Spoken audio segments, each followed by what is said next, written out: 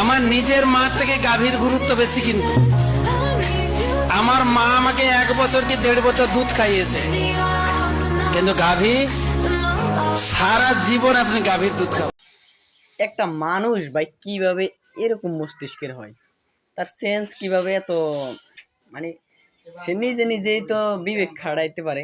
একটা গরুর সাথে তার মায়ের তুলনা করছে, তাও আবার একটা গাভীকে তার মায়ের থেকে উপরের স্থান দিয়েছে। সে সে একটা গরুকে তার মায়ের সমতুল্য, তার মায়ের থেকে নাকি একটা গাভী উত্তম সে বলছে। আর ভাই বুঝলাম, তুই যদি ছোটবেলায় যখন তুই তোর মায়ের গর্ভ থেকে আসছিস, তখন যদি তুই মায়ের দুধ না খাইতি, তখন তো তুই মারাই যেতি।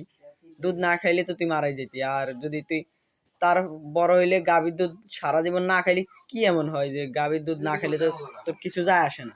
গাভীর দুধ খাইতে হবে এরকম কোনো কথা আছে? এরকম কোনো নাকি বাধ্যতামূলক আছে? আর তুই যদি ছোটবেলায় তোর মায়ের দুধ পান না করতি, তাহলে তো তোর মারা যাইতি নিশ্চিত। আর তুই বড় ধরনের রোগে আক্রান্ত হইতি, তারপরে যদি তোর অন্যভাবে বড় করা হইতো। মানে আমি বুঝি না হিন্দু গো মাথার মস্তিষ্ক কিরকম, কি বুঝে না বুঝে। সিস।